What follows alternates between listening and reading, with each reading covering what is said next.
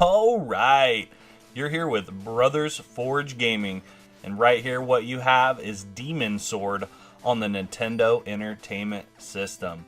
What we're doing right now, guys, we're beating Nintendo games. Easy, myself, Mr. C. We are challenging ourselves to beat 50 Nintendo games over the next 5 months. What you're looking at here is an action platformer similar to games you may see on systems like the PC Engine, TurboGrafx 16, old school action arcade platformer. One thing that made those systems stand out above and beyond the competition of their era was not only graphical and sound technical abilities.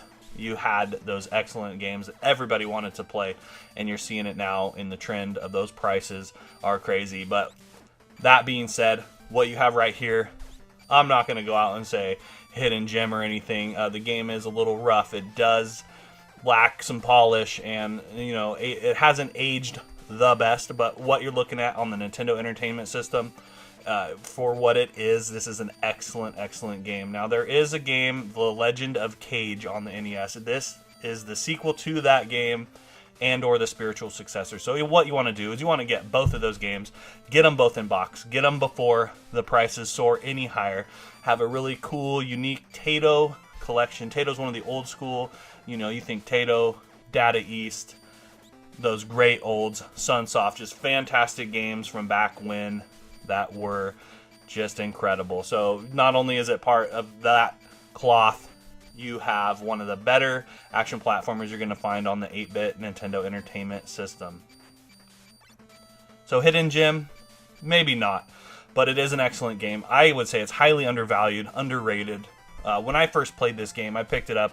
I didn't really know what it was. I remembered it once I played it from my childhood. This is one of those games, especially as a kid, if you don't have the manual, you're renting it, whatever, there's no direction. You don't know where you're going. You're going to play it. You're probably going to get super frustrated and never play it again. And that's what happened to me.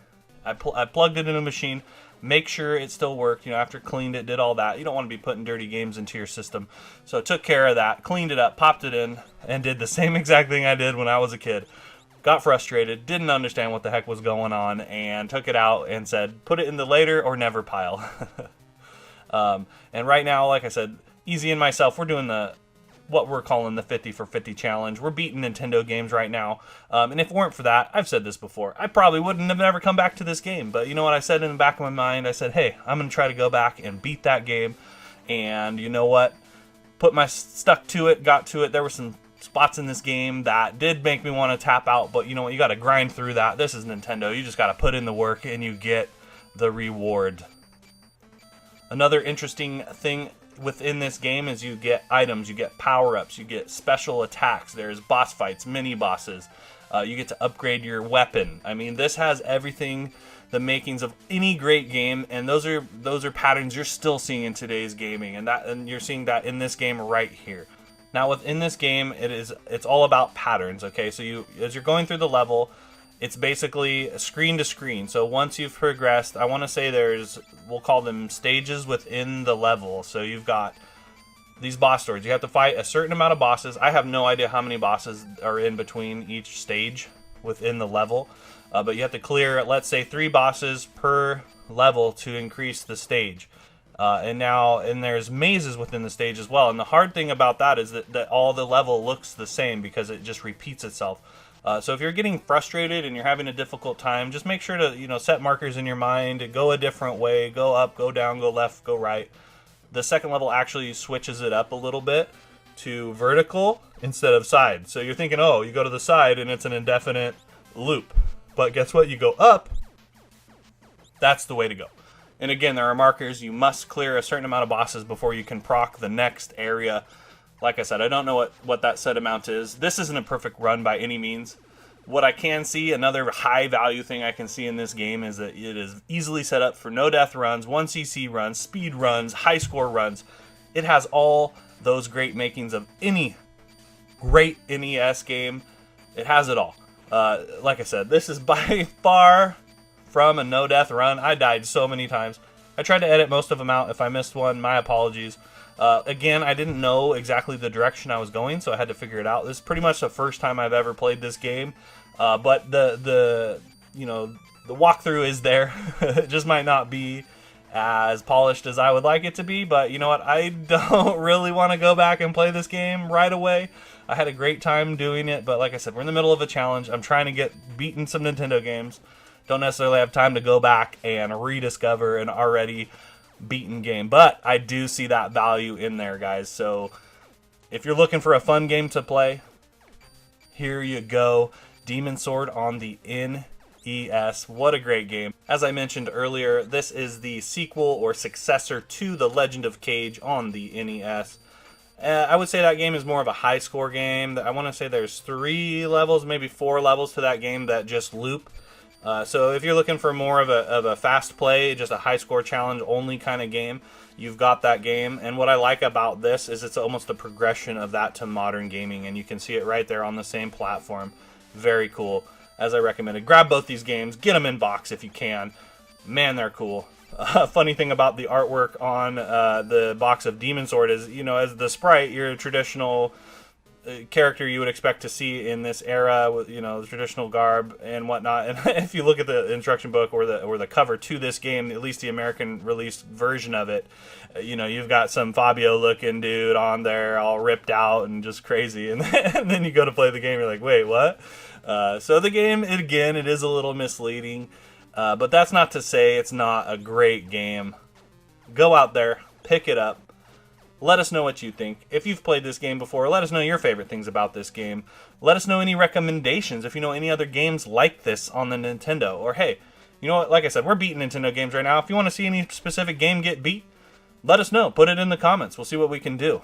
We're about halfway through, so you know, get your selections in now, guys. They're going quick. You have been hanging out with Brothers Forge Gaming. Make sure to come on back and check us out, beating more games. We'll see you on the next run.